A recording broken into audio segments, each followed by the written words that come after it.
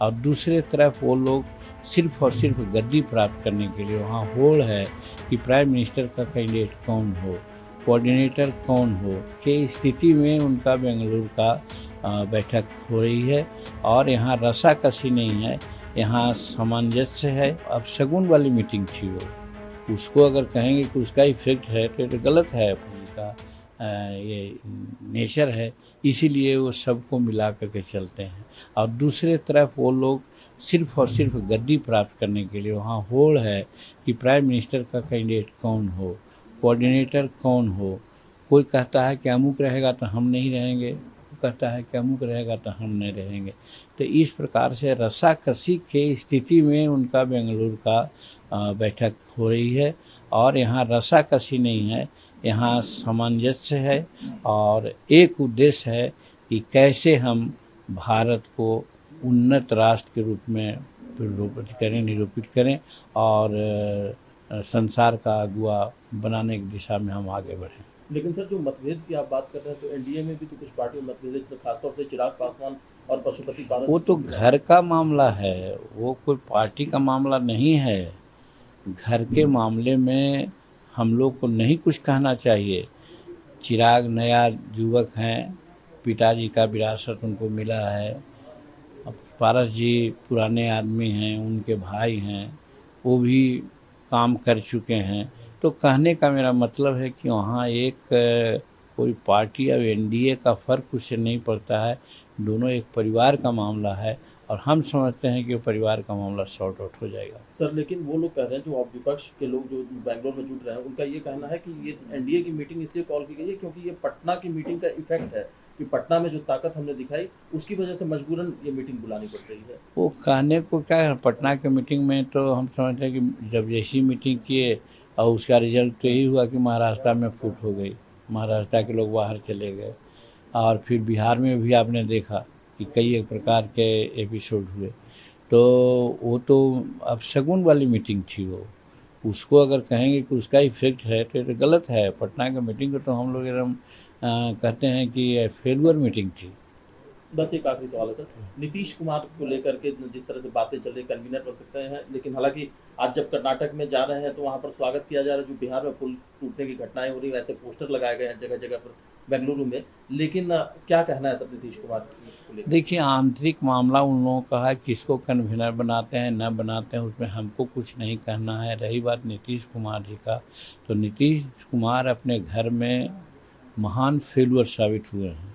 चाहे करप्शन का मामला हो, विकास का मामला हो, फिजूल खर्ची का मामला हो, सोशल सेक्टर में गरीबों की तबाही का मामला हो, स्टूडेंट के जो छात्रवृत्तियाँ मिलती है उसको बंद कर दिया गया हो, लड़कियों को जो फ्री एजुकेशन देने की बात की गई थी उसको उन्होंने स्टॉप कर दिया हो।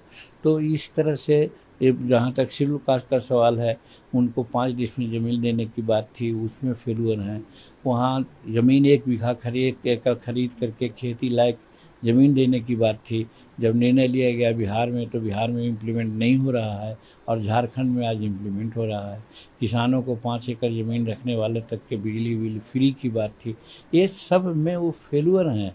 और फिजूल खर्ची तो ये हो रहा है कि हमारे उल्टी गंगा बहा करके अब हमारे गया में पानी लाना चाहते हैं, जिसका कि कोई अभी इफेक्ट नहीं पड़ा है। वहाँ इतनी गंदगी हो गई है कि कब बीमारियाँ फैलेगी कहा नहीं जा सकता है। और उसी प्रकार से पूरा नया म्यूजियम हाउस उन्होंने बनाया और पुराना म्यूजियम हमारे पास है, हमने उसमें विरोध किया था। वहाँ का हाई कोर्ट ने भी कहा कि हाँ इसका कोई ज़रूरत नहीं थी, लेकिन पैसे खर्च हो गए थे इसलिए छूटे। अब तो और है, उसमें 225 करोड़ रुपया से शुरू किए थे और वो 3700 करोड़ रुपये पर अभी तक जा रहा है और अभी खर्चा ही है। और अब हो गया है 373 करोड़ रुपए की लागत से नया म्यूजियम से पुराना म्यूजियम तक अंडरपास बनाया जा रहा है।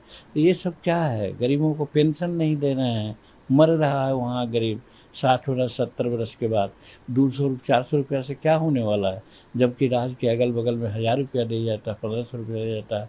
तो इस तरह से वो वीक फेलुअर वहाँ पर हैं और उनको अगर कन्वीनर बनाया जाता है तो उनके सद्बुद्धि को हम दाज देते हैं। दिल्ली में एनडीए की मीटिंग कॉल की गई है, आप इसमें शामिल होने जा रहे हैं, क्या अपेक्षाएं लेकर के आप इस एनडीए की मीटिंग में शामिल हो रहे हैं?